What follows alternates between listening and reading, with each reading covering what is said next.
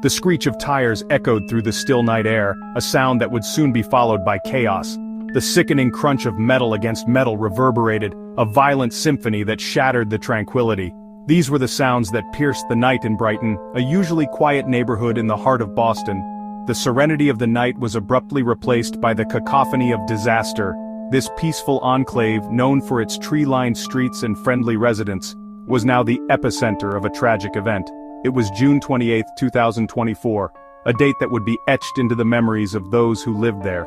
The clock had just ticked past 8:34 p.m., marking the moment when everything changed. At 24 Fifield Street, a scene unfolded that would send shockwaves through the community. The flashing lights of police cars and ambulances painted the night in hues of red and blue. Edwin Diaz, a 20-year-old with a promising future, lay slumped over the steering wheel of his car. His dreams and aspirations, now cruelly cut short, were a stark contrast to the vibrant life he once led.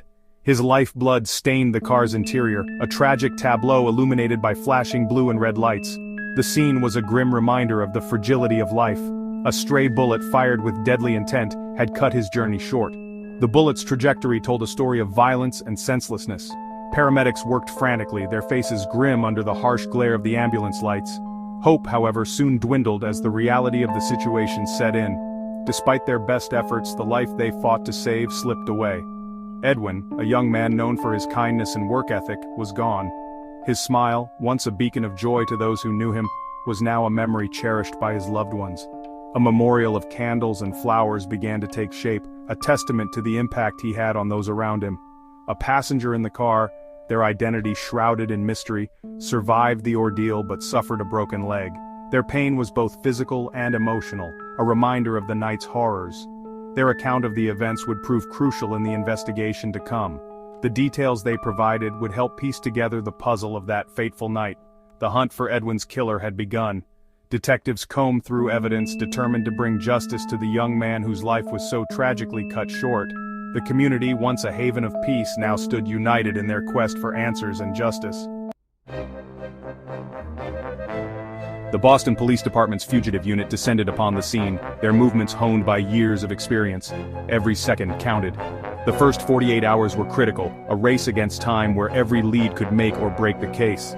Detectives, their faces etched with grim determination, fanned out. They meticulously combed the crime scene for clues, their flashlights cutting through the darkness. Every shell casing, every skid mark, every whispered rumor from potential witnesses held a piece of the puzzle. The pressure was immense. The weight of the victim's memory, the pleas of a community desperate for answers, fueled their relentless pursuit of justice. I've seen too many young lives extinguished, too many families shattered by senseless violence. Each case leaves a scar, a memory that never fades. The faces of the victims, their stories, their unrealized potential, they all weigh heavily on my mind. It's a burden that every detective carries, a constant reminder of the fragility of life and the darkness that lurks in the world. But this case, it feels different. There's something about it that gnaws at me, something that I can't quite put my finger on. It's as if there's an unseen force, a hidden truth that eludes me. The more I delve into it, the more complex it becomes, like a puzzle with missing pieces. Edwin's youthful face, frozen in time, haunts me. His eyes, full of life and promise, now stare back at me from a photograph. It's a stark reminder of what was lost, of a future that will never be. Every time I look at his picture, I feel a pang of sorrow and a surge of determination. The grief that hangs heavy in the air, it's a grim reminder of the human cost of this tragedy. The community's pain is palpable, their sorrow a testament to the impact Edwin had on their lives.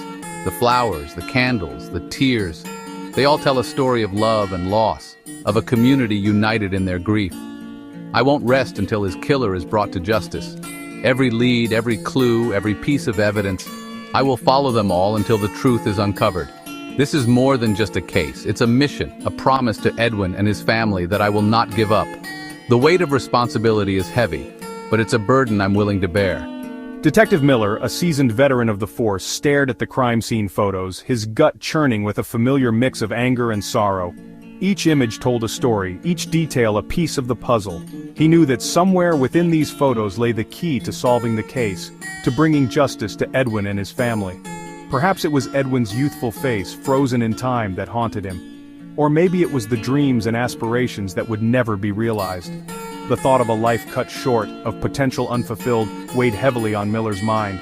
Or maybe it was the palpable grief that hung heavy in the air, a grim reminder of the human cost of this tragedy. The community's sorrow was a constant presence, a reminder of the lives forever changed by this senseless act.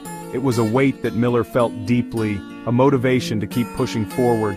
Whatever the reason, Miller felt a surge of determination course through him. He knew that giving up was not an option, that he had to see this through to the end. The stakes were too high, the cost of failure too great. He steeled himself for the challenges ahead, ready to face whatever obstacles came his way. He would not rest until Edwin's killer was brought to justice. Every step he took, every decision he made, was driven by this singular goal. It was a promise he made to himself, to Edwin, and to the community that had been torn apart by this tragedy. And he intended to keep it, no matter the cost.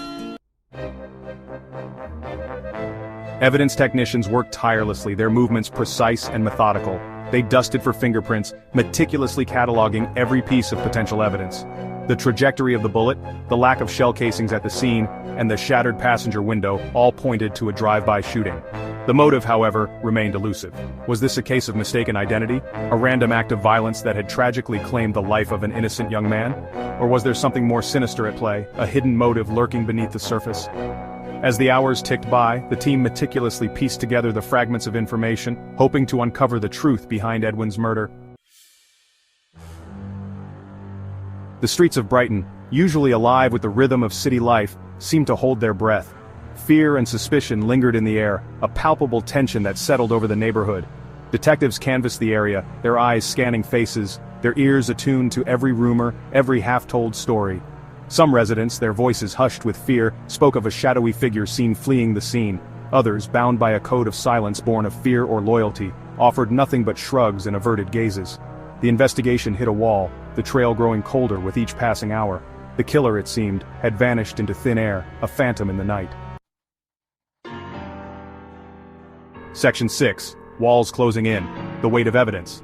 Days turned into weeks, and the pressure on the fugitive unit intensified. The media scrutiny was relentless, the public outcry for justice growing louder by the day.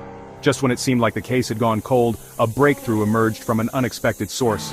A grainy security camera from a nearby business captured footage of a car speeding away from the scene shortly after the shooting. The image, though blurry, provided a glimmer of hope. The car, a dark sedan with a distinctive dent on the passenger side, became the focal point of the investigation.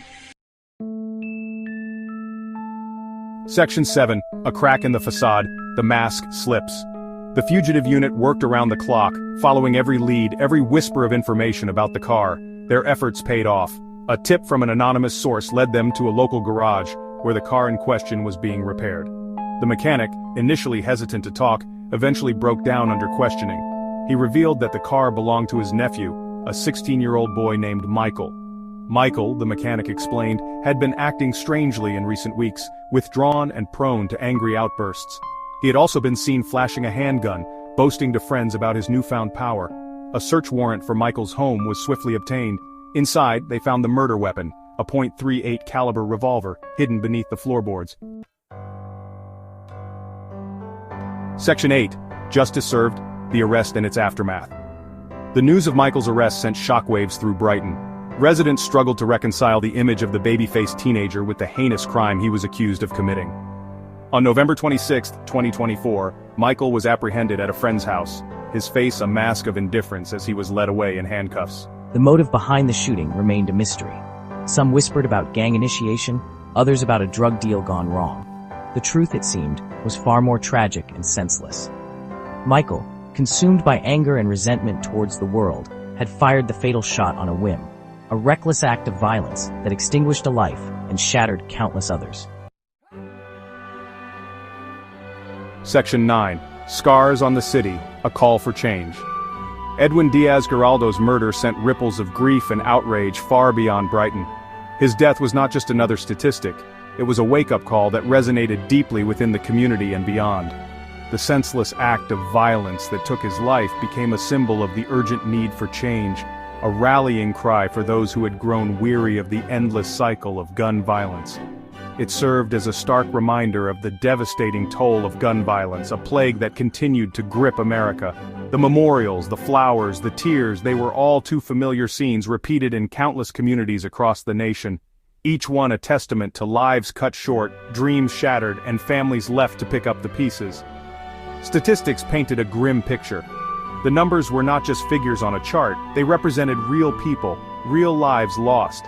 Each statistic was a story of heartbreak, a family forever changed. The data showed an alarming trend, with gun violence incidents increasing year after year, leaving communities in a perpetual state of mourning. In 2024 alone, over 385 mass shootings had shaken the nation, each one a horrifying testament to the easy availability of firearms. These events were not isolated incidents. They were part of a larger, more troubling pattern. The ease with which individuals could obtain weapons of destruction was a glaring issue that demanded immediate attention and action, and the deep-seated societal issues that fueled this epidemic. Edwin's death, while singular in its tragedy, was but one thread in a much larger tapestry of loss and pain. The grief felt by his family and friends was echoed in countless other households, each grappling with their own tragedies. The societal issues that underpinned this violence were complex and multifaceted, requiring a comprehensive approach to address. It was a story repeated far too often in cities and towns across America, a chilling reminder that the fight for stricter gun control, for a safer future, was far from over. The protests, the rallies, the calls for change, they were all part of a larger movement, a collective effort to bring about meaningful reform.